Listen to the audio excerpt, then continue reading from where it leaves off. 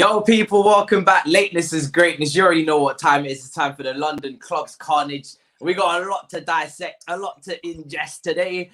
We got a North London derby, which is going to promote Lee's positivity out into the world. And we're going to put that game in isolation for some Arteta prop. Tobi is in a bad mood after on Instagram he was clapped down by one of his fantastic subscribers for not bringing the energy in the North London derby defeat with Joel. And Corey's West Ham bottled a much-needed win against Manchester United. And of course, my team decided to play out a 0-0 against the one team that doesn't do 0-0s, Leeds United. But my attentions quickly turned to Atletico Madrid, which I am literally sweating for. Well, I think we'll start with Lee's outburst on Martinelli. Talk to us. What's going on?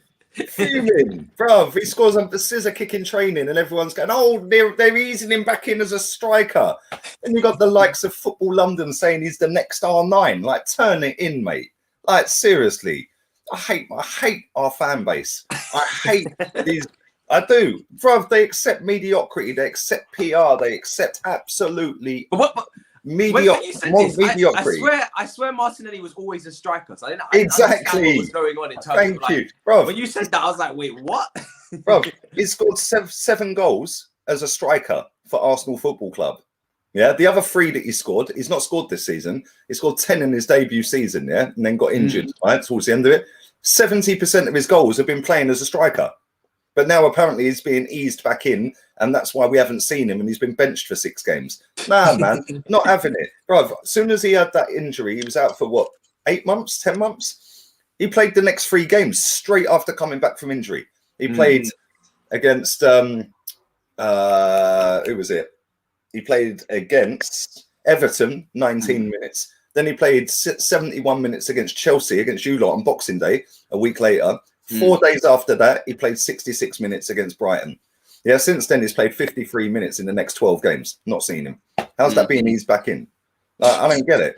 But anyway, enough of that. I'll do a whole stream on it. So, yeah, I'm on board now. Before we get to the North London derby, obviously, I want to get everybody's take on that one, because I'm not going to lie, my prediction was Tottenham to win, and then they shagged me. But let's just quickly go to that West Ham collapse against Man United. Corey, what the hell was that? Because you was meant to win that game, bro. Yeah, tell me about it, mate. I don't even really know, to be honest. Like all the preview stuff I did, I was like, he's either going to go 4-2-3-1 or he's going to go 3-4-3. And then it come out, obviously Fornals was injured, but then he went 5-3-2. So I don't have a problem with us not having possession. We don't have a possession in a lot of games, but you're going to have to be really clinical. And we were awful. Like, we sat behind the ball. We didn't try and win it. We didn't progress with it. I think we did for maybe the first 10 minutes. Then we sat back. Noble's in there, which I'm not going to dig him out because it's too harsh. But he only just came back, really, isn't it? Really. Yeah, like, he gets a new contract and then it's like, oh, let's throw him in there. But the reality is he doesn't affect it positively or negatively. So it's like playing with 10 men. And then we just can't do anything. United, you're giving them everything that they want to do. And it's just a missed opportunity, mate. Like, I think a lot of West Ham fans were saying, well, you can't go out there and open up against Man United. They're not that good. They're not that good. I don't care what anyone says. Like, we can match them 4-2-3-1, Mickey up top. We had Ben Rama that we didn't bring on until the second half. And then if anyone's seen that game, you bring on Benny and Lanzini, and we pushed them back, and they couldn't do anything. And it's like, it just annoys me. It's a missed opportunity, because if you wanted top 4, you needed to go there and get 3 points, particularly with the injury. Yeah, exactly. And it's funny because both of the times we've come away from games against Manchester United, we've always said, as Chelsea and now West Ham, we could have done something there. Like, Man United are one of those teams nobody should be scared of, but they always seem to grind out results regardless of how they play.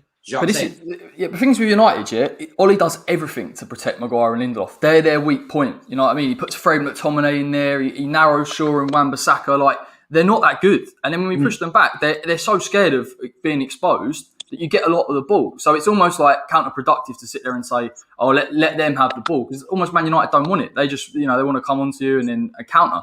But when you've not got, I think Rashford was probably a little bit injured. No Martial, no Pogba, no Cavani. There's so many players missing. Yeah, exactly. So it's a missed opportunity. And he's got a bit of a complex, Moyes, about going to, like, when we played Chelsea, at Stamford Bridge, we lost, was it 3-0? And to be fair, like, there was no reason for us to go into that game and sort of, bow down. And we played Noble in that game. Yeah.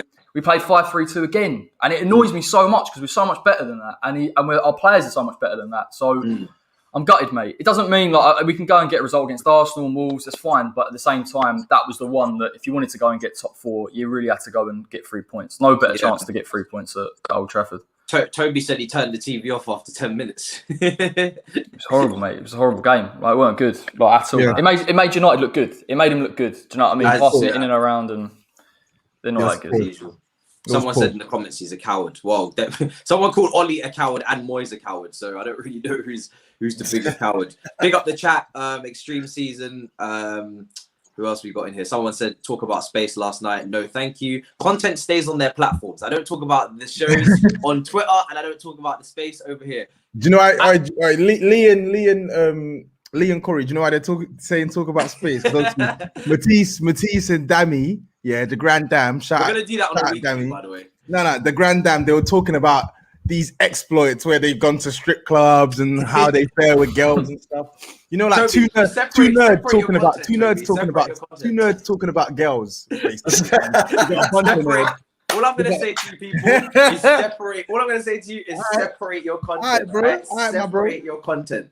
There's content over there for this. There's content over here for this. Toby, now that you're off ghost modes, yeah, what happened in that North London derby?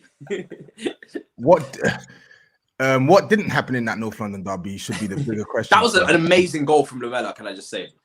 Unbelievable goal. It was, but he's shit, so it doesn't matter. No.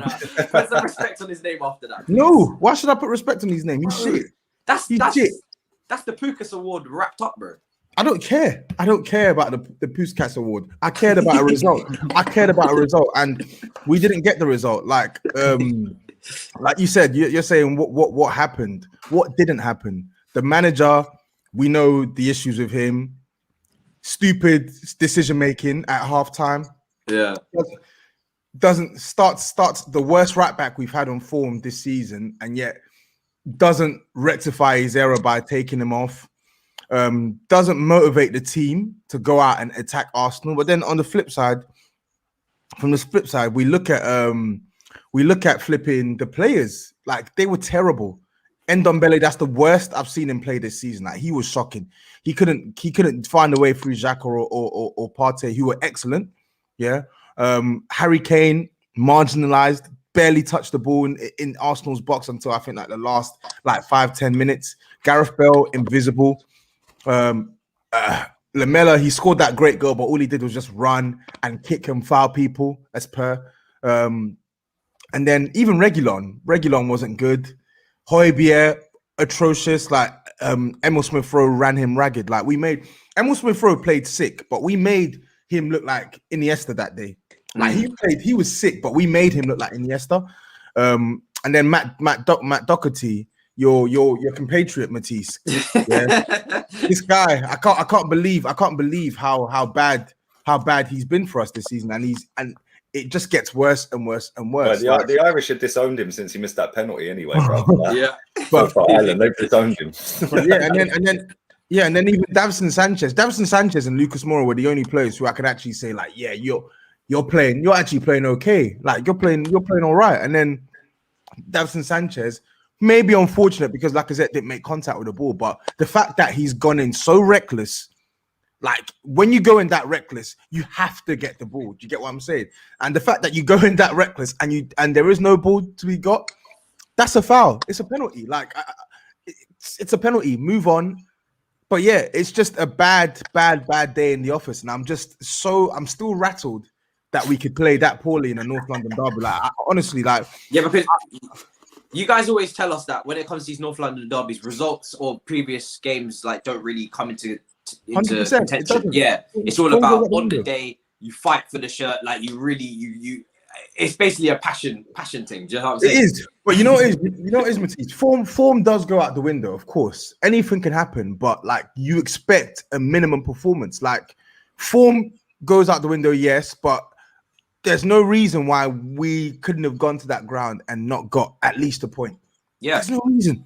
I have got to stop putting my bets on you guys to get results in the Emirates. The record is appalling. It's shocking. It's shocking. It's absolutely shocking. Like that's one win now in coming up to 28 years. And the thing is, I've spoken about us, spoken about us, and we were trash. We were absolutely awful. But you want to give Arteta credit? No, that's what I was about to say. But Arsenal was sick. Arteta, I think obviously with the Aubameyang issue, he couldn't be in the team. But I think everything else he picked a pretty much perfect lineup. It was a masterstroke putting Emil Smith on the left-hand side because he destroyed Matt Doherty. Yeah.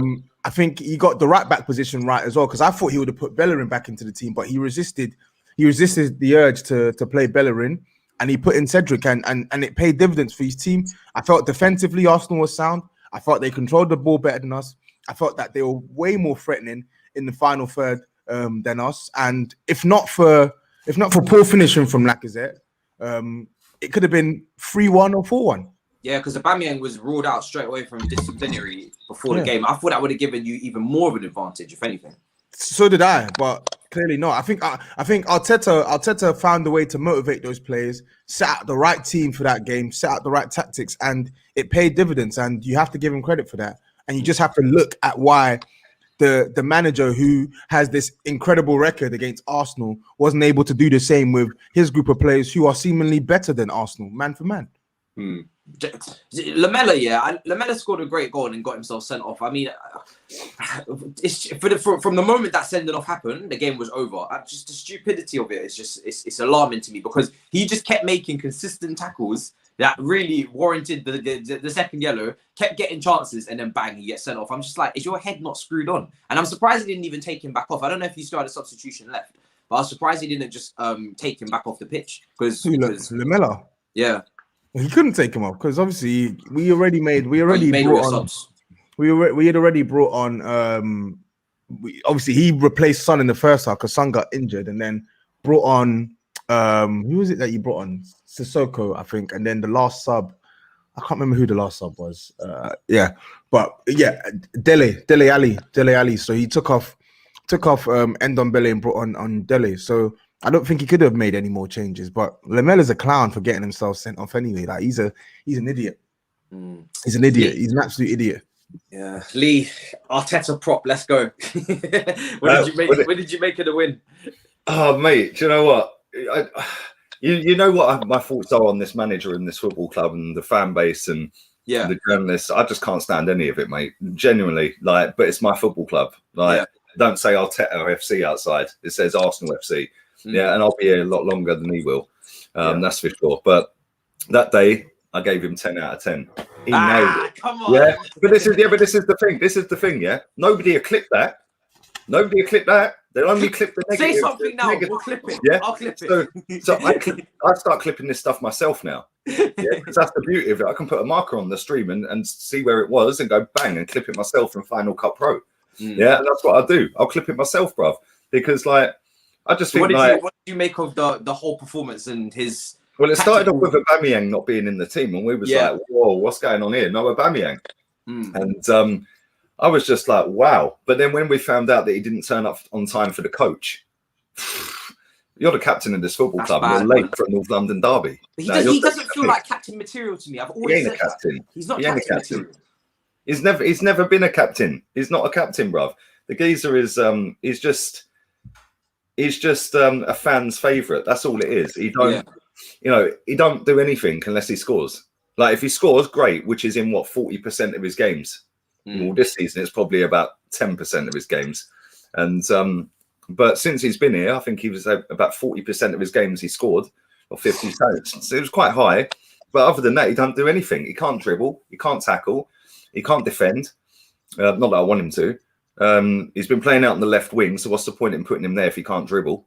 Yeah, the thing is, before we get into Arteta, there's been I had this discussion with Rance as well, who said he's not world class. What do you guys make of that? Because do you guys think he is world class? Because I think when you put up the numbers he's done, right? He's put up some serious numbers for you guys. At times, if you took Aubameyang's goals away, Arsenal would be like in the bottom like 5 or in the league or something in some of the seasons. That's if we were playing with 10 men every week. Yeah. Who's that? I get what you're saying. Yeah, you get like if you used to take him and just put an average Premier League player there or just a decent. No. Like, you'd be screwed. He does contribute a lot, so I think it's tough for Arsenal fans in particular to go heavy on Aubameyang when there's so many other areas of your team that have been awful. Yeah, this is why I give him a little bit of a pass. It's not a big pass, but he gets a little. Like at the weekend, I was like, no, you can't turn up for a North London derby late. I'm sorry, that's a disgrace. I agree. Yeah,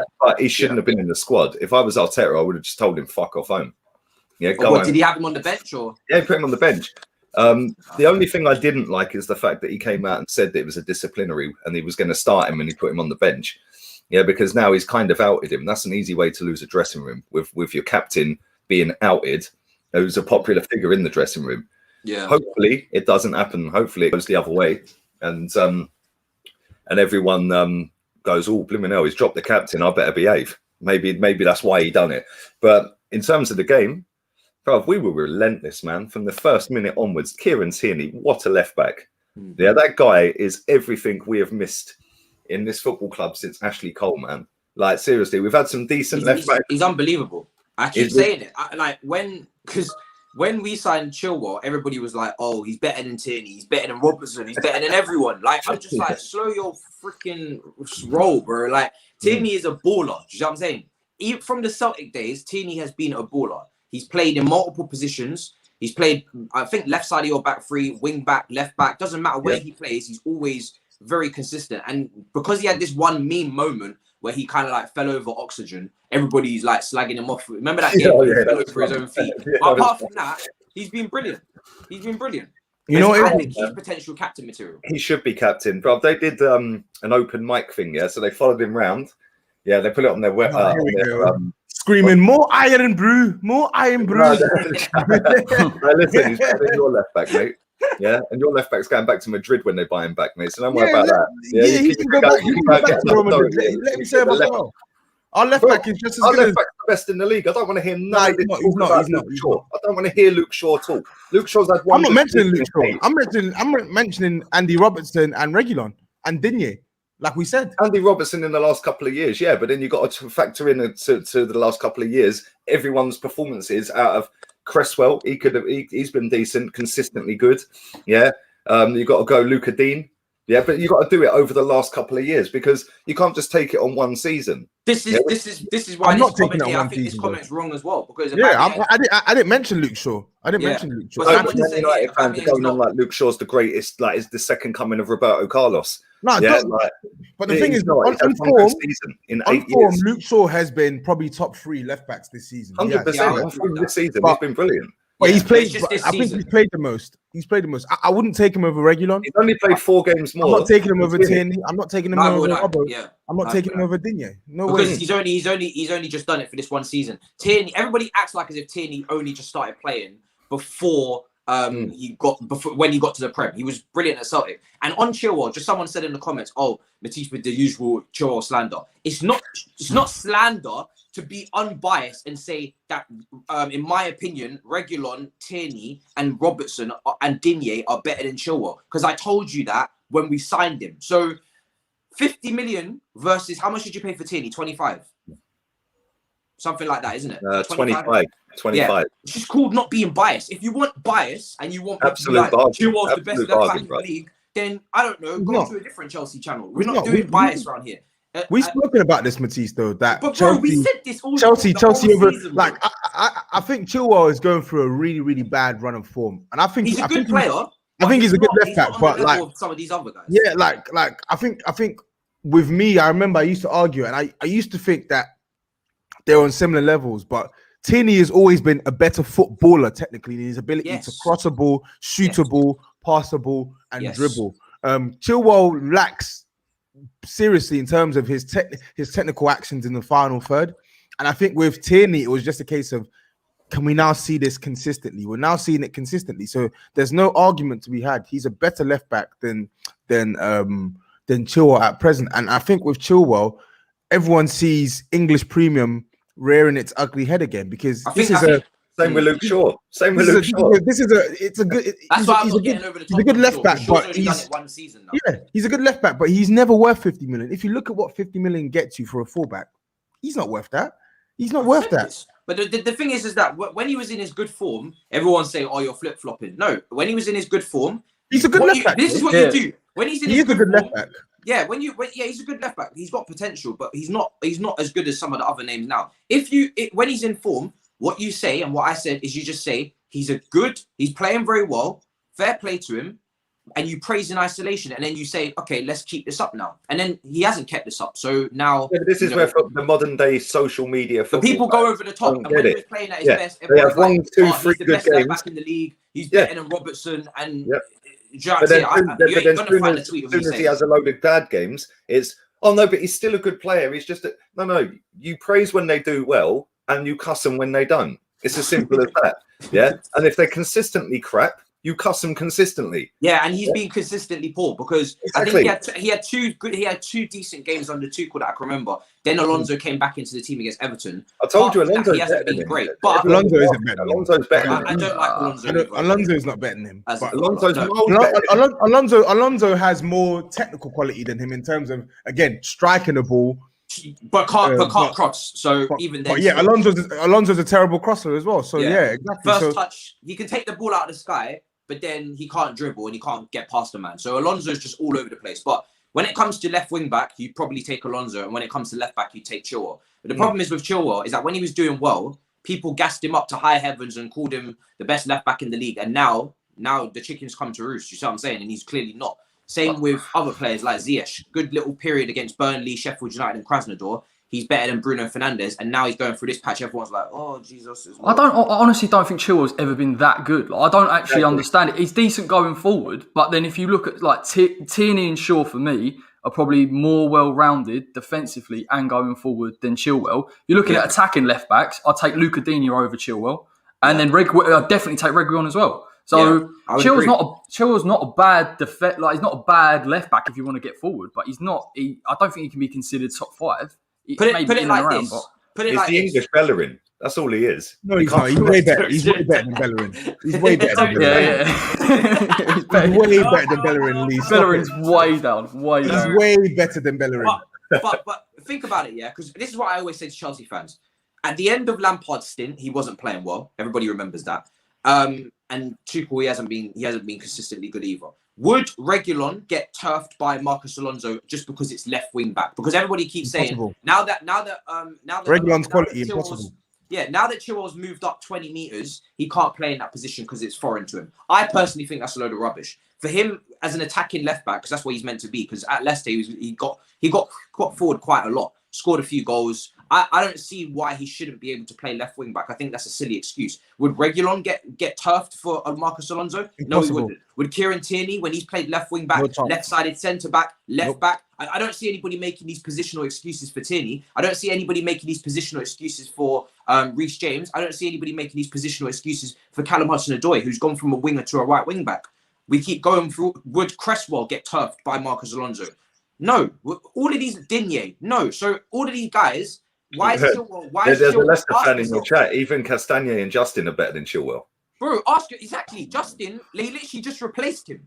All I'm saying is we got overcharged massively. You did, but I feel like because he's in bad form, it's easy to lump on him now and stuff like that. But he's not a bad player, man. He's not a bad player, but Toby, I will be very pissed off if we have to buy someone else. Like he has to be the solution. He has to be the solution. He has to. And I think if he doesn't. If he isn't the solution, then that's a big indictment on him as a player. Maybe he's not. If he can't turn it around, either this season or next season, then maybe he's just not even to the level that we're even saying he's at now. Maybe he's not even good at all. Maybe my only issue is that we signed him off the back of a pretty poor season at Leicester. A lot of Leicester fans were happy for him to go. Like I said, I always give everyone 2 seasons to sort themselves out at Chelsea.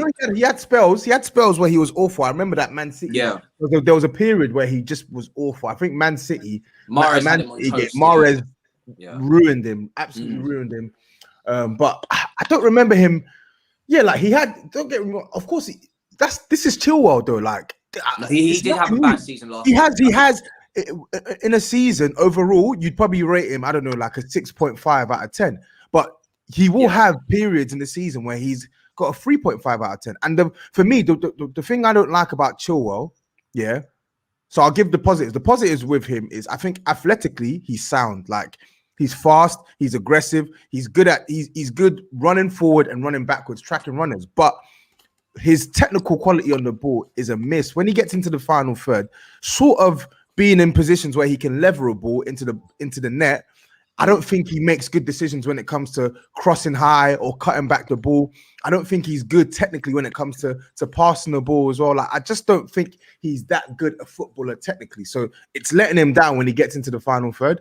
But I do think there are the stronger aspects of his game. He should use that to try and sharpen some of the weaker elements, i.e. his defending as well. I don't think his 1v1 defending is that good. But I feel like, again, he's an aggressive left back as well, and he's got the physical quality. So he's got some potential there. He's what, like 24 years old, going 25. I think so. Yeah. I keep saying this. I think he needs more time. I think he needs more time, but he's not been good. 50 million. Every player, I keep saying it. Every player that comes in deserves the second season after their first to get themselves sorted and now show them what they're meant to be showing. Out of all of our signings, Chilwell probably needed the least adaptation. So he started the best. He started the best. Yeah, and he started the best. Well, it's him and Ziyech started the best. I expected him to maybe adapt quicker and be, he's already in the Premier League, so he shouldn't need that much adaptation. He's still young, so you'd hope that Tuchel can improve him technically and all these things as well.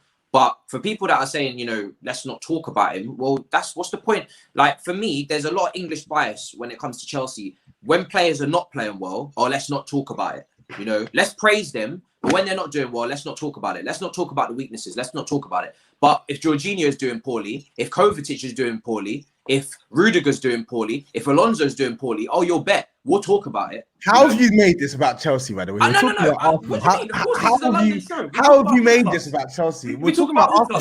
Do you want to keep talking about your team? But I just lost. I don't want to talk about Spurs, but I'm saying, how have you spun this around to talk about Chelsea? Hey, we ain't even got to Leeds yet. I'm just reacting to the comments because you said we should leave it, right? And some of the other comments are saying, we shouldn't pile on him. I said, we're not really pile on him, but we're just talking about a situation that clearly needs to be resolved. He cost 50 million and he's getting turfed out the team by Marcus Alonso. At any other club, if this happens, it's a talking point. Of course it is. No, it is a talking point. So, I'm just saying, how have you made this about Chelsea? We'll put it back onto Tottenham. No, I don't want to. I'm tired of speaking about this team. I'm tired of them. Oh, dear. I mean, Lee, let's get back to Arteta then. What did you just in isolation? Because I don't want to take your views outside of the game on Arteta. What from this game? Just give Arteta some love. What did you like? I feel like I'm in that room. No, I did give him some love. Listen, bro, I'm not one of these that dines out on a one result and everything's forgotten. That's not me. There is fans within our fan base that have now flipped, and there is fans that have been Arteta out, and one of them goes on a very big channel. I see him the other day saying on a different podcast he's now fully Arteta in. Well, you've been Arteta out for 4 months. We beat Tottenham, and now you're Arteta in.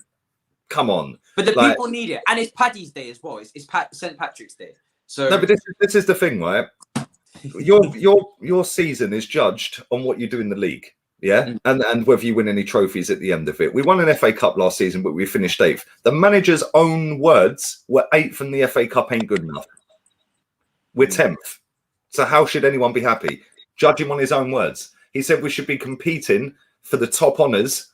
Yeah, the day he took the job, he said that. No matter what squad we've got, this is Arsenal, we should be competing. Well, we ain't. So I'm going to hold him to his words. Shit. Yeah. But this is where people can't get their head around what I say. Is because people are just so far up this geezer's backside at times, yeah, that anything he does, he's walking on water. Yeah, I can't stand it. What has this guy done in his whole career to warrant all of this praise that he's getting from everyone? I don't get it. Arsene Wenger, I could understand. He won doubles. He won invincible seasons. I get that. But this manager hasn't done that. Yeah. And let's be real. I've said this before. People keep banging on about, he won the FA Cup. Well, on that basis, Di Matteo is the greatest manager in living fucking history then. Champions League as well, though, to be fair. No, but that's what I'm saying. Yeah, Champions League and the FA Cup in 26 games. Yeah. Yeah, so he is the greatest manager in the world then, based on what Arsenal fans tell me about Arteta winning a cup. Oh, but he did it. He did it. He's had 15-month pass, mate. And there's a good question here. Before I address this chat, if he was to win, if Arteta was to win and I want to ask everyone. No, I know what you're going to say. You're going to say Europa League. No, no, no. I don't trust him. I don't trust him, Matisse. No. If he was to win the Europa League, because that does qualify Champions League football, right? That does irrelevant. Champions League football. Would you still? Could you see us against flipping Bayern Munich? They battered us 5 last time we played them. Yeah, could you genuinely see Bellerin up against Sane and all them? Huh? But if he was to if he was to give you the Europa League win, give you Champions League football, and then say let me get some more signings in the summer. Let me spin that full circle. When Di Matteo won the Champions League and the FA Cup, yeah, why did your fans want him out? Why did he get sacked? He was like 10th in the league, or in like November or something. Thank you. You weren't 10th. Case closed. Yeah. Case closed. No, we were. We was doing quite poorly though. Let me go. You were doing poorly, but you were never 10th.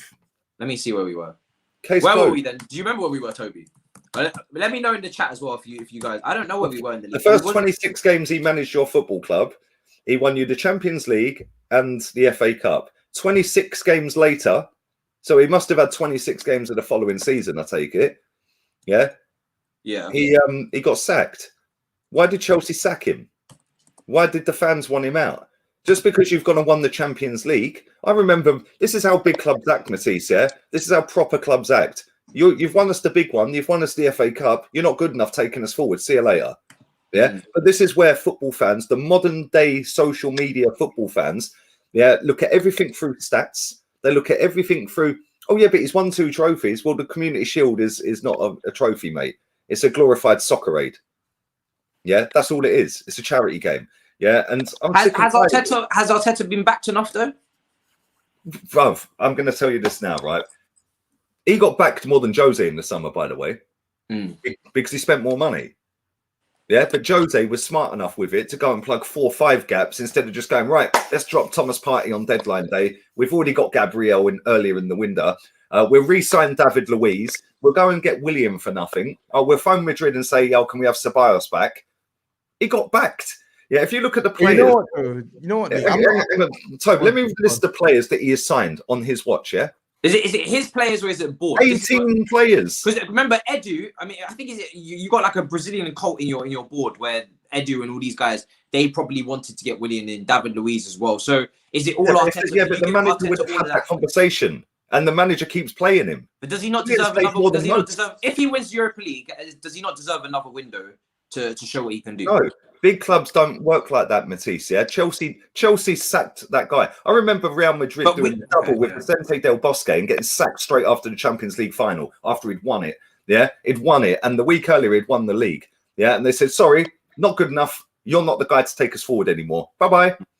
Yeah, that is how big clubs act. Chelsea, Real Madrid, and Bayern Munich in the last 15 years are the 3 most successful clubs in Europe. They've had 43 managers between them in 15 years. I don't get where this notion of you have to have longevity comes from. Because do you know what? You see players like Willian, yeah?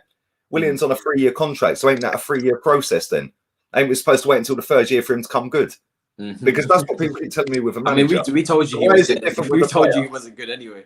No, but okay, I'll give another example. Pepe's 2 years into. He's been given Pepe's been given time, and you like him now. He's been playing quite well. I liked him anyway. First season, because he was poor in the first. He was awful in the first season. He wasn't awful in the first season. He was poorly. Oh, listen, he wasn't even making the right runs, bro. Like Pepe was one of those players that had Pepe was making winners for fun, but wouldn't make any runs. Like he didn't know when to make the run. His timing of the run was poor. His awareness was quite poor as well. Yeah? Let me ask you this, right? The guy's never played more than 5 games in a row for this football club. He's been here 2 seasons. Yeah. How do you expect a player to come in off the bench? Yeah. His decision making wasn't great. And then bag 2 goals, 2 free kicks to win us the Europa League game, right? Then the next week you're dropped. Then the next week you'll start the game, you'll score against Man United, and we win the game. The next week you're dropped. After that, you then start against Brighton, you score a winner.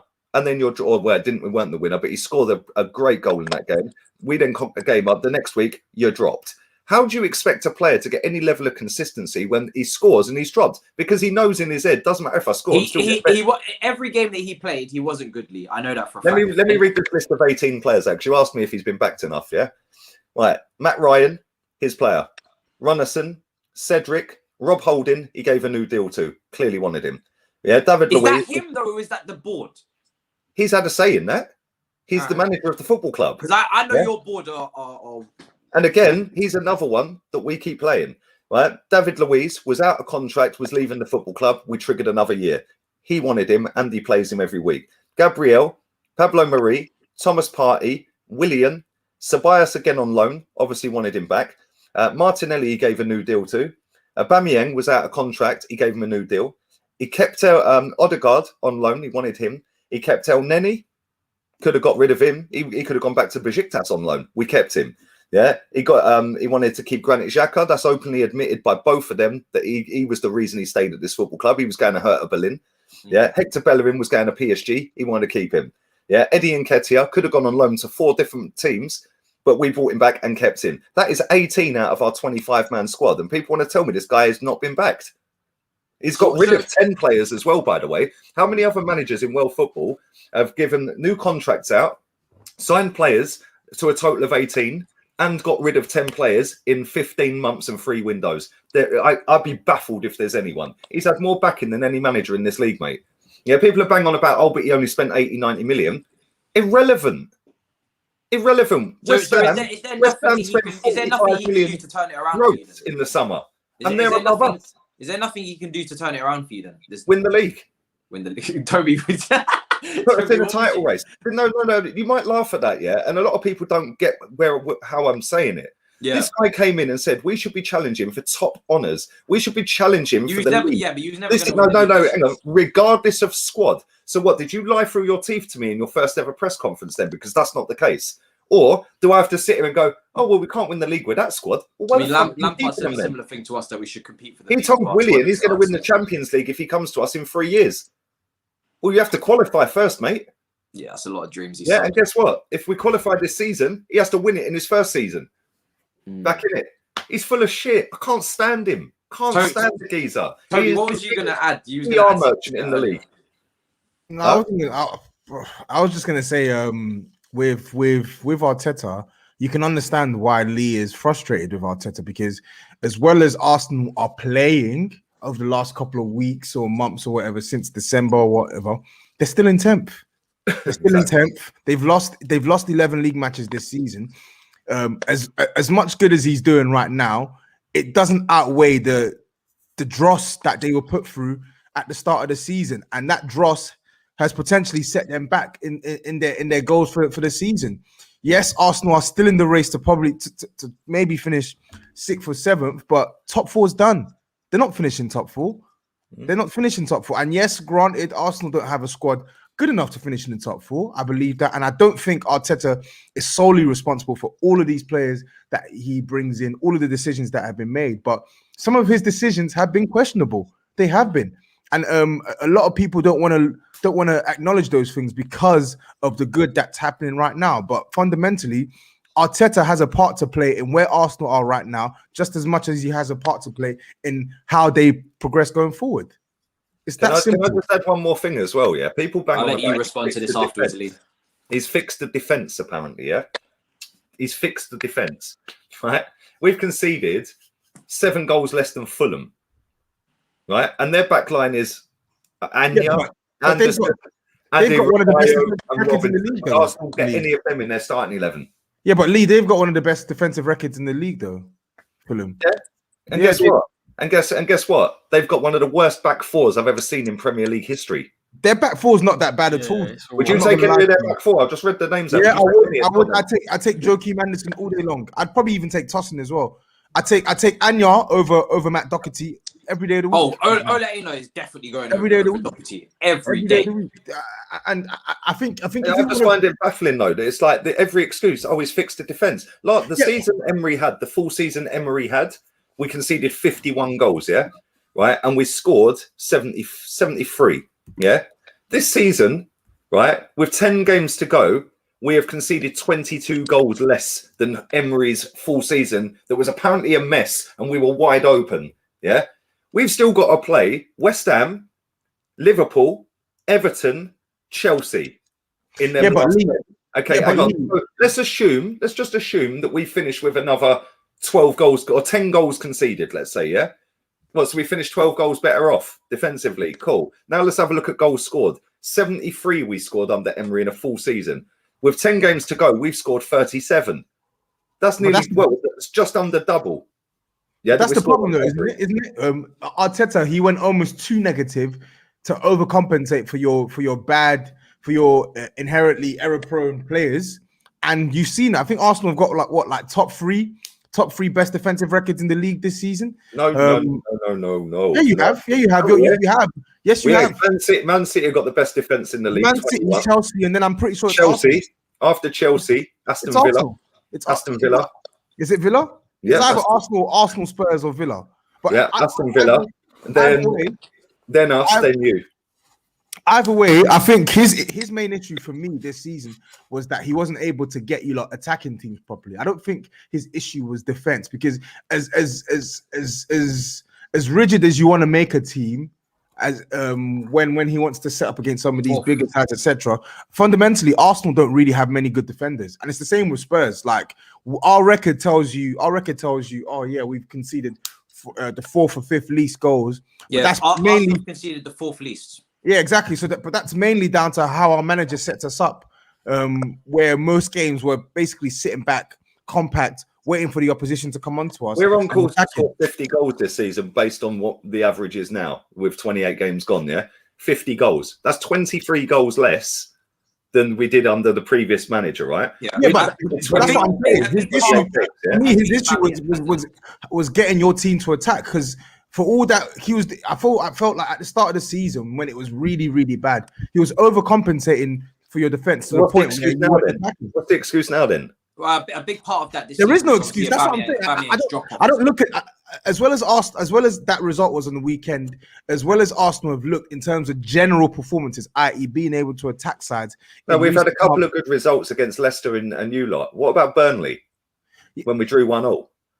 Yeah, what about Man City? What about Benfica when we shipped 2 goals and nearly fucked that up and we were losing that game? In fact, I'm not saying that. I'm not saying. Losing to Villa. Yeah, Lee. I'm not saying that. I think you're perfectly entitled to criticize Arteta. I think he deserves criticism. I don't think, if you look at his job on the whole, I don't think he's done well this season at Arsenal. But I think on Matisse's point, if he wins the Europa League or something like that, if he wins the Europa League, he's earned 1,000%. He's earned the right to stay on as manager. I would think it would be the same with Mourinho as well. I don't like Mourinho.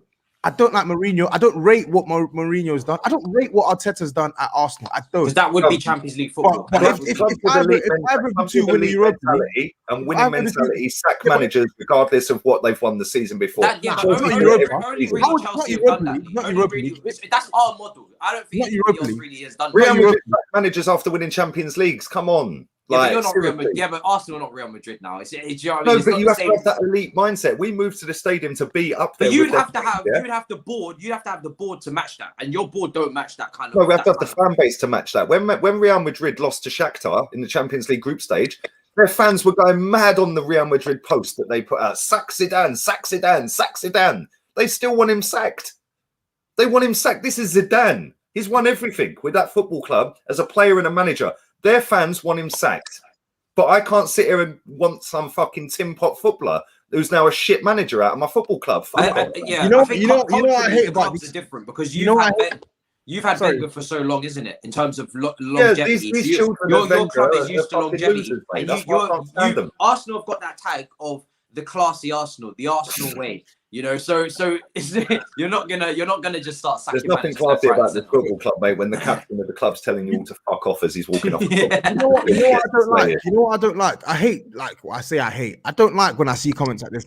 This year on form, Arteta gets silly. Top four. Yeah. Yes. Arsenal's form has improved this year. You do that. Can I just say, you do this every week? By the way, you trigger me every single week into going mad on our like every week.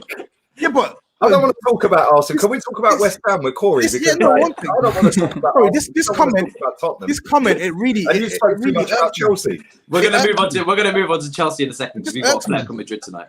It just irks me because I'm just thinking, like, so what? So what if his form gets into the top four? He fucked up in the first half of the season. It's like me saying, oh, in the first 12 weeks of the season, Jose Mourinho, top of the league. So what? So what? The season isn't just based on 12 matches. The season is how you perform over 38 games. So come game 38. Europa League, you'd be all right with Mourinho staying as well then? I wouldn't be all right with Mourinho staying, but I wouldn't be all right. But what I'm saying is, if he wins, I wouldn't be all right. But what I'm saying is, if he wins it, I have no leg to stand on. We can't get rid of him, and he's earned the right to stay on, irrespective of my views. I told you, I'm never going to be okay with this guy being our manager until he starts playing the way that we need to play to win matches. I'm never going to be comfortable with it. That's fair. Well, roundabout way of saying, for me, if your managers win the Europa League, I do believe they should stay. I mean, Corey, what would you say on all of this, just to wrap it up with these two managers? Because you've got David Moyes. I mean, do you rate Arteta or Mourinho or any of these guys, or how do you feel about them? I think the one thing you got to dispute about Arsenal is when people say that the progress has been made. I really don't understand that. You've actually gone backwards. So when people come out and say Arteta's done this, there's somewhat of an identity, but it's not nowhere near where Arsenal should be. Having said that, having known what David Moyes has been like at West Ham, where we've been near the bottom, I've had to eat humble pie now, particularly with the way that we are. Did you want him gone?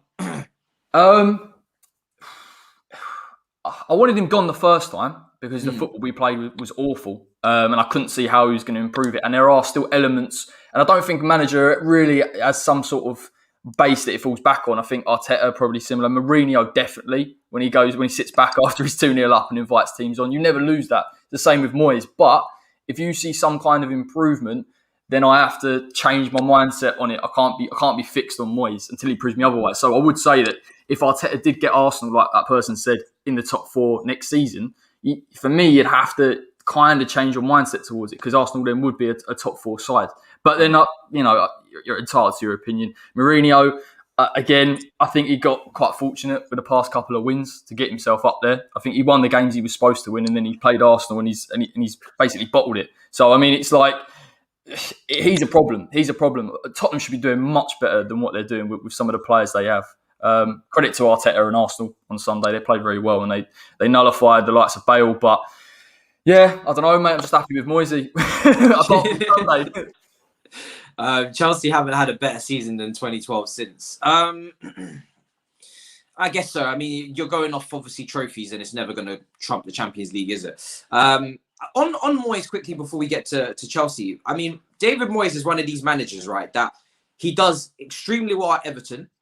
Then goes to Manchester United, and it's clearly the job is too big for him. Do you think this kind of job at West Ham is his level, or as a West Ham fan, do you not want to hear that? Do you want to hear that we are going up levels and this is not the level that we're just going to stay at? Do you think the club from top to bottom have the ambition to keep going and keep rising, or do you think you're having that kind of season that Newcastle had under Alan Pardew, where you just had that unreal season from them, Cisse and Demba Ba ripped up the place, and then you kind of just fell back to where you were before? I don't think this board are going to back him enough for us to be consistently in and around where we're at now, to be honest. I think we'll definitely fall off next season. I think Moyes has got this, I think it's a bit of an inferiority complex. Like, he needs to be at a club like an Everton or a West Ham, where they are considered underdogs. He can get on with it, and then all of a sudden, everyone says, well, why Everton here? They've been top six for God knows how many years. I reckon with West Ham, it'll be in and around. But the difference is, I think, at West Ham, he's just not going to get back. Our squad depth's absolutely horrific. I've never seen anything like it. I think we had 7 on the bench on Sunday, 2 goalkeepers. And the only changes we could make in an attacking sense was Lanzini, Benrahma. So, I mean, it is going to be tough for Moyes to stick in and around those positions. But I think as well, the only thing that would concern me long term is he had the same with Everton when he got to cup finals and he bottled it. And that is the type of thing that West Ham could get to top 8 because consistently, maybe for 2 seasons. But then if you're I'd rather an FA Cup. I'd rather finish 17th, 16th and get an FA Cup than I would, 8th every year. So I'm not convinced he can do that, because when it comes to it, like we saw against Chelsea, like we saw against United, he's scared of them. And I don't know what it's going to take, particularly, what is he, 55, maybe nearly 60? He's got to get over it, and he still hasn't. So it's the only thing that would worry me long term. But I can't complain, mate. We're not getting relegated. We're top half and we're nearly top 4. So I'll go with it for a couple of seasons and just enjoy it. Yeah, I was a bit disappointed with how cautious he was against Man United, obviously, but it is what it is. I mean, you can't really. It's Moyes, isn't it? So it's like that's kind of part of the package. He is that kind of guy where he will be cautious. He will set up defensively away from home against the top teams and whatnot. He's not used to going for it. That's why he's not a title winning manager potentially. So someone just said Cisse's goal against Chelsea, that second goal was mad. We'll get into Chelsea now. Obviously, Atletico Madrid tonight. I mean, I want to get everybody's thoughts on just Chelsea's attack in general. I think it's been it's been quite disappointing since Tuchel came in, or really since the beginning of the season. Every single attacking player that we've bought has been underperforming in some way or another. Whether it's Timo Werner not getting the goals, Kai Havertz not really playing the minutes, and then when he does play again, he's in the final third, very hit and miss. Impotent. What do you mean? You're impotent. You're limp. You couldn't score in a brothel right now. That's how blunt you lot are. Do you know what we need? We need Harry Kane and Son. That's what we need. Come and get him then. I love that. I'm telling you, I'll take both of them off you right now, bro. I have not a problem with doing that. It's ridiculous. Like Tuchel's trying everything he can to help you like control games and whatnot, but as soon as the ball gets into the final third, it's a mess. I saw it was emphasized. There was one, I think I was watching the highlights. There was one chance, I think, that fell to Havertz, and the Leeds defending was atrocious. Like they've literally just opened up so much space for him. Yeah. And he hits it straight at the keeper. I'm like, what the hell? And then like I can't remember the last good game I've seen from Pulisic, from Ziyech, and I'm not talking, doing some good things. I'm talking a good performance over 90 minutes. I can't remember the last time I've seen it. Werner, Blunt, like it's actually crazy. You've literally got, I did the maths, you've got like 215 million worth of attacking talent. Yeah. And you can't even you'll be lucky to get a goal and assist. You might need to take them to the red light district in Amsterdam when the borders open up. Let them get themselves rejuvenated. Let them know the feeling of scoring, man.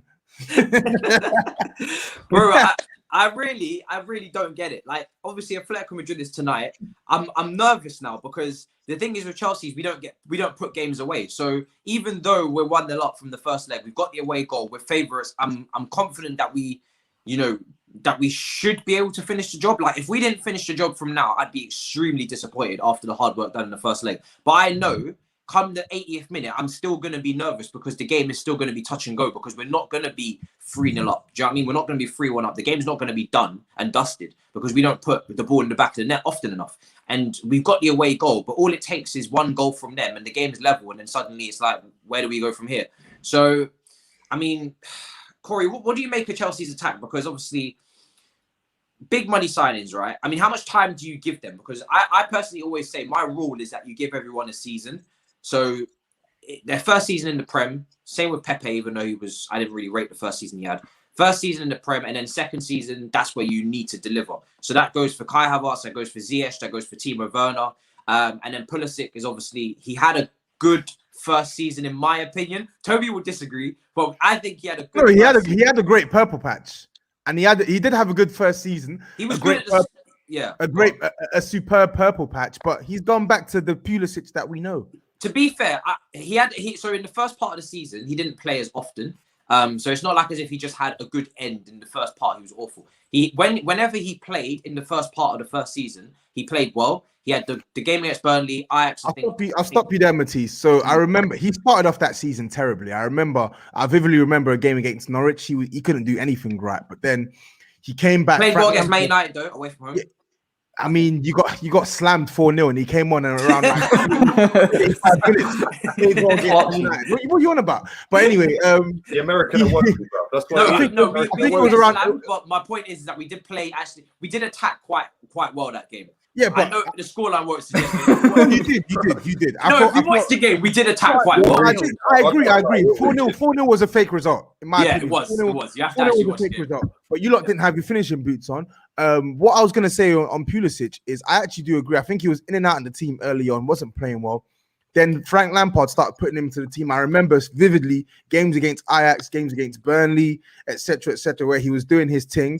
But he'd get picking up injuries. He'd come back, do occasionally pick up injuries, and then that lockdown period, that was when we saw playoff Pulisic, basically, where he literally everything he was touching was turning into gold. But you know what we call that?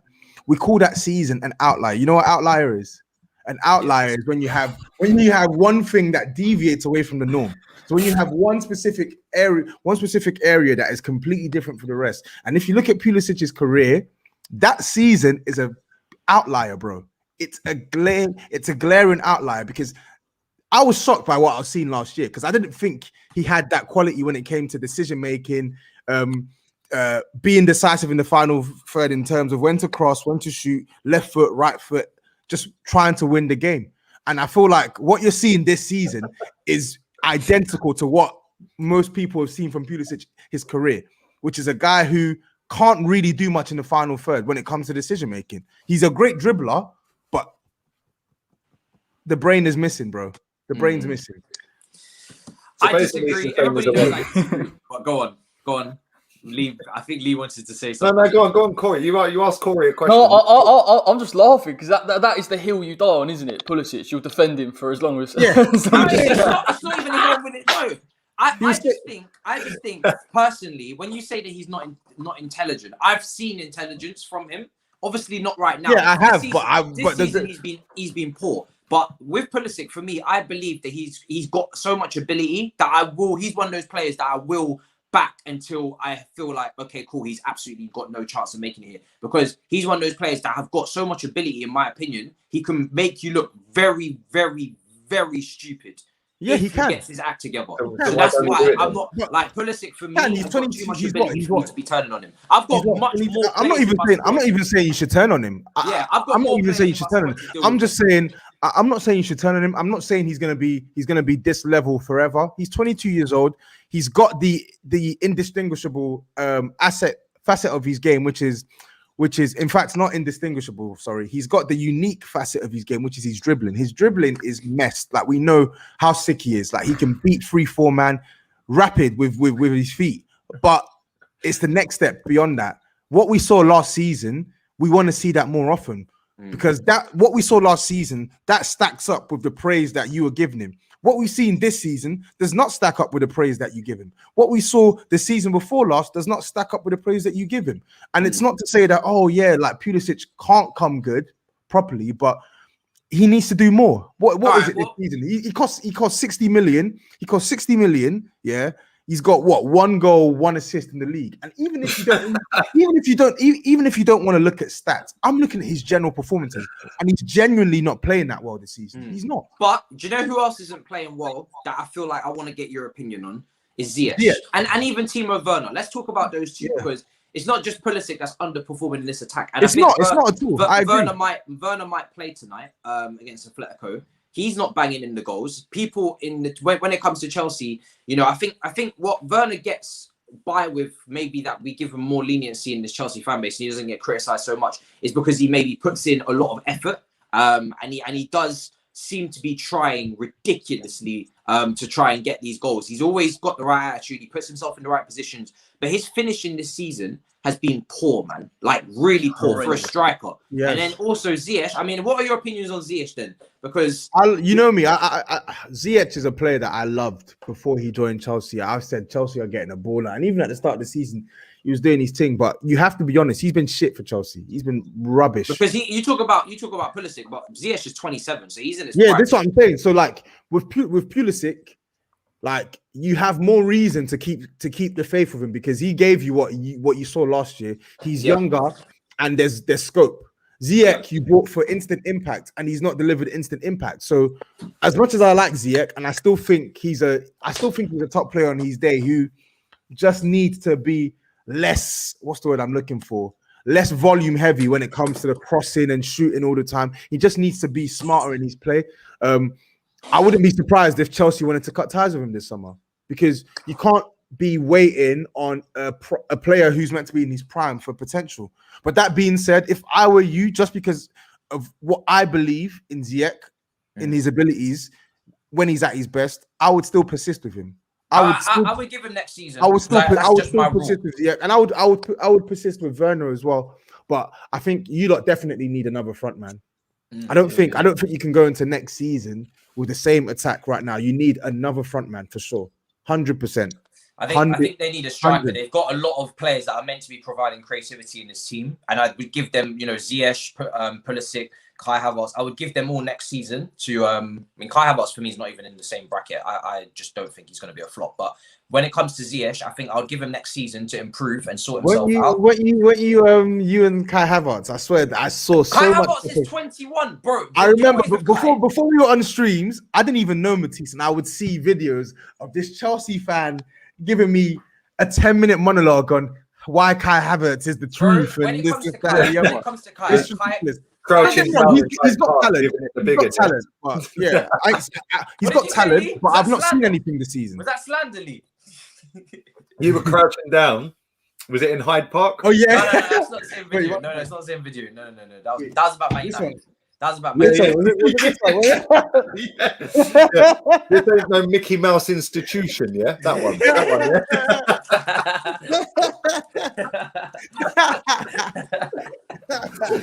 Oh my God.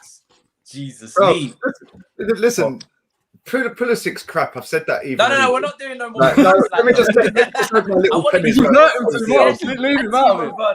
Ziyech and Timo Werner. Okay, Pulisic is crap. But Werner, I do like Werner. I just think that you're wasting him. I don't think that you've found a way to fit him into the new system, because it's obviously not. I don't know. He's been shit. No, he has, but at the same time, yeah, he's missed so much. Do you know what this reminds me of? It reminds me to a lesser degree to Aubameyang's first season. Aubameyang was missing sitters, bruv, all season. Yeah, but still bagged 20. Yeah, or 24 or whatever it was to win Golden Boot or join Golden Boot. Werner next season is going to smash it. Yeah. As for Ziyech, he would have been better at Arsenal. He wasn't a Chelsea player. He never was a Chelsea type player. And the thing is, like, I think you lot are kind of confused as to what you want to do up front. Do you want to go with a tall striker like Giroud or Tammy, or do you want Werner as the striker? Because for me, he is a striker. He ain't a left winger. He can't dribble. He's a kick and run merchant. I think where he's playing now is his best position, to be honest. I wouldn't give him the formation excuse anymore. I think the same with he's been poor, man. And Havertz is another one. He's just totally wasted him this season, playing him out of position. I think I do hear a point in pop. Maybe wasting a bit of Werner, but I feel like that point is applicable maybe on the Frank Lampard, where he was trying to use him as a traditional winger instead of an inside forward. But I still think Werner can't hide behind the fact that maybe some managers haven't got the best out of him, because fundamentally he's just not been good enough. Some of the chances he's missed have been mad. It's not even just his chances. It's his general play, his technical quality. We already knew that he was lacking technically, but there's the amount of times the ball gets into Werner and it's a bad touch or a loose touch, and the move just dies. Like, I feel like he needs to work on several aspects of his game, because the one aspect that he has, which I still believe in, is that he's a goal getter. He's 24 years old. He's been scoring goals since the age of like 19, 20 years old. You don't just go from 31 goals in 40-something appearances to 6 goals in something, and then people say you're not that good. He is a good goal scorer. He is.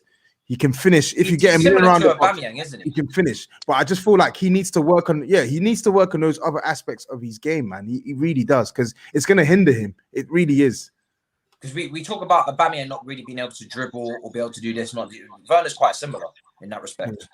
Werner doesn't do enough for me. Like, he genuinely, like, the thing is, like, earlier in the season it was, he's not playing up front, give him a chance when he's at 9, and when he was at 9 he didn't do anything either. So I don't know what, and then it's a question of what Chelsea want to do, because I think Havertz looks good in a false 9, or do you want to go out there and get like a Haaland and play direct into him. Do you know what I mean? But you're still accommodating Werner on the left. He's not going to be your main man. I can't see him. He missed a lot of chances. He misses too many chances. And the Premier League, you can't do it. Germany, you get loads of chances, particularly at Leipzig. So I'm not so the high line thing is an interesting one because I feel like if you do get this front man and you lot want Haaland, then is Werner now a squad player or do you play him like inside left in a 3-4-3? Because can I just put this on record right now? You're not getting Haaland. No, they want about it all you like. You're not getting him. Where's he going? Man City. He's going Man City. I would make them favourites 100%. As long as he doesn't go to Matisse's club, I'll be happy. I just don't want to see any more stupid videos of him and Dammy when they sign him. Oh my god. Could you imagine the video? Could you imagine how like the smile would be out here, bruv? Like, could you imagine how fucking they'd stick it on everyone? We'd all have to play. This show would have to fold. I'm not gonna lie. If we do get Erling Haaland, we will go big, 100%. I feel like Tammy Abraham looks like he's on his way out this summer. Timo Werner, he doesn't seem ready to lead the line consistently, even though I do think there'll be certain matches where he can play as the lone striker, for instance. So against Liverpool, he played against Liverpool. He didn't score, but he played very well. He needs more games like that. For Chelsea. I don't know, man. I feel like 24 years old, 45 million. Chelsea have to persist with him. I think he's as shit as he's been this season because he's been shit.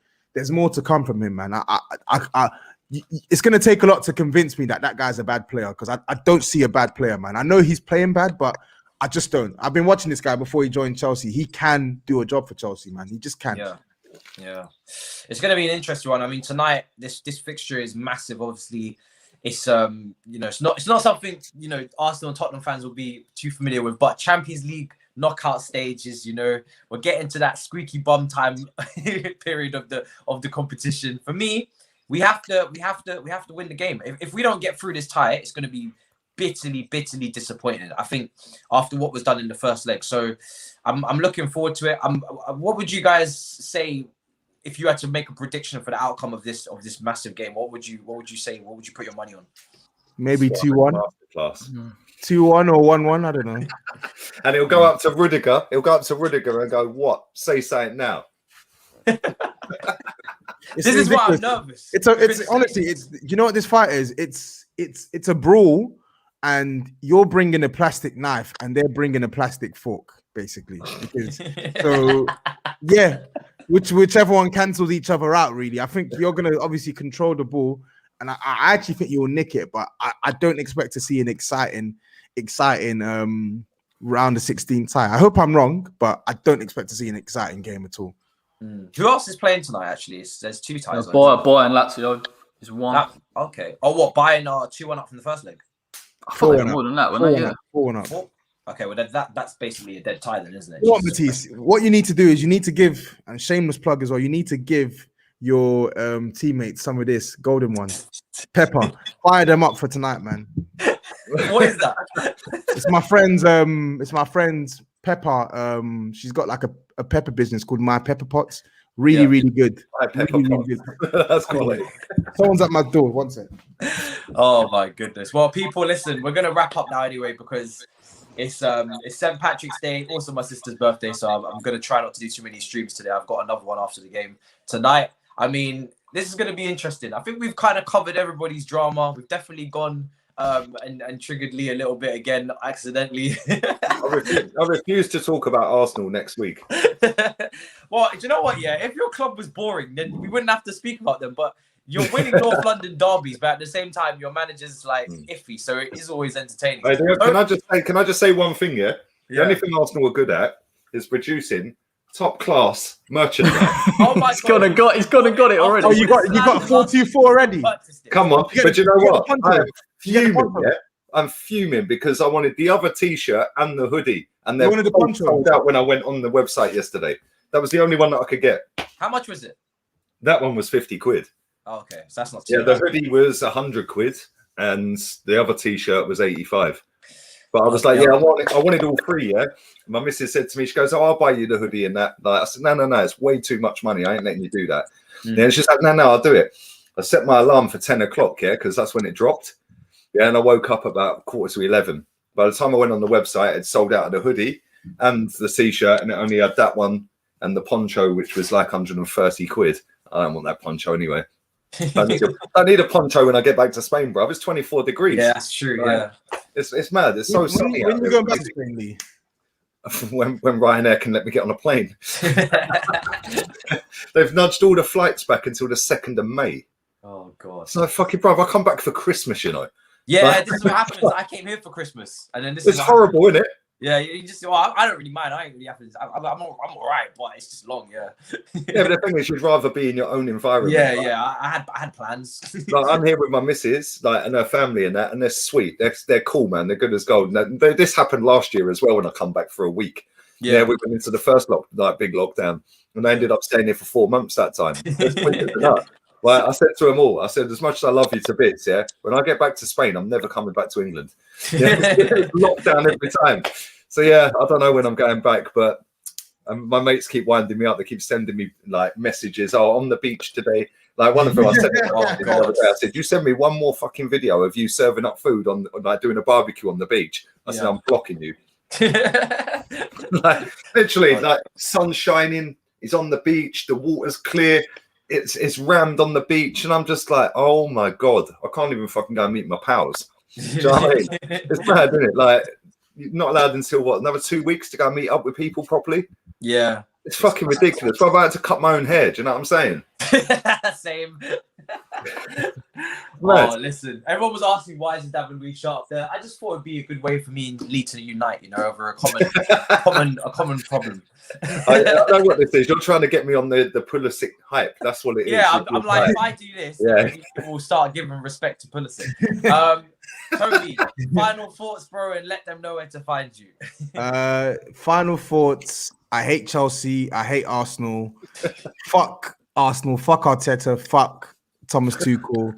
Find me on Twitter, Instagram, and YouTube. TapinTobs. Subscribe to my YouTube channel as well. And yeah, peace out. Lovely. I'm gonna throw the link in the chat now for your channel. People, make sure you subscribe to TapinTobs. Make sure you go and watch the best video, right? Is for me recently was the North London derby reaction with Joel, because Joel is just so hyped, pressing up his badge up against the camera. And putting his prison chest, ridiculous. Then you've got Tobs that is like as depressed as hell. That's the link there. Make sure you guys subscribe. Corey, where can they find you, bro? Final thoughts. West Ham Way on YouTube, and then my handle should be kicking around on the screen when that comment goes off. So yeah, you can follow us on Twitter there. Let's just get rid of that 1 second. There you go. So Corey Kemp, there you go. So, follow him on Twitter. Everyone's ats are actually here, apart from Lee, who's doing London is Red. Didn't even notice that, you know. My goodness. Lee, let them, links in the description for everyone, but Lee, let them know where they can find you, bro, and final thoughts. Final thoughts. Pulisic shit. Oh my god. What about Adama, Lee? Give us a quick Adama. I told everyone about this guy. Juiced up Alex Iwobi, bro. He's Alex Iwobi with a gym membership, bro. I told everyone time ago. Everyone wanted to get on my case and say I don't know ball and all this. And all these little experts that sit on Twitter, they're about 12. You don't know ball. Well, I do, because he's got 1 goal in the last 15 months. He's awful. I remember when Chelsea fans went to the Damatoria under Conte, they wanted him to play right wing back, and I shut that down immediately. I was like, absolutely not. No. Where I'm at, my missus' old man is a Wolves fan. Yeah, I'm literally 5 minutes down the road from their ground. Yeah. He can't stand him. Yeah. West Ham fans want him. West Ham want him because they think what they're going to do is convert him into Antonio. I'm like, behave yourself. I'm not having him. Can you imagine? They'll want 40 mil and he'll come in and he'll just bomb because he can't. The one you should go and get, anyone should go and get, is Pedro Neto. That guy's a superstar in the making, bruv. Yeah. That's why they let Jota go, because they had him sat on the bench every week. Raring to go, and he couldn't get them both in the team at the same time. So they said, "Fuck it, Jota, you're gone. This guy's sick," and he is his quality, Neto. But yeah, final thoughts. What else to? Yeah, Suarez. Come on, Suarez. Come on, baby. El Felix, Suarez. Smash him up. And Lee Gunner, 82 on the. I'll be watching that game closely tonight, Matisse. Of course you will. If you slip up, the show is not until next week, isn't it? If you slip up, you're doing a post match tonight, isn't it? Of course. So with Dami and Anita, yeah, cool. Yes. Just know that I'm gonna be there, innit? I'm around. I'm around. I'm just about, innit? Oh my God, guys! Pray for us tonight. Make sure you like the video as well. Make sure you subscribe. And I'll catch you guys later on for the post-match reaction. Hopefully it's a win, because if it's not, it's going to be the most depressing match reaction you've seen all season. I promise you that. In a bit, people. Peace. I'll chat around.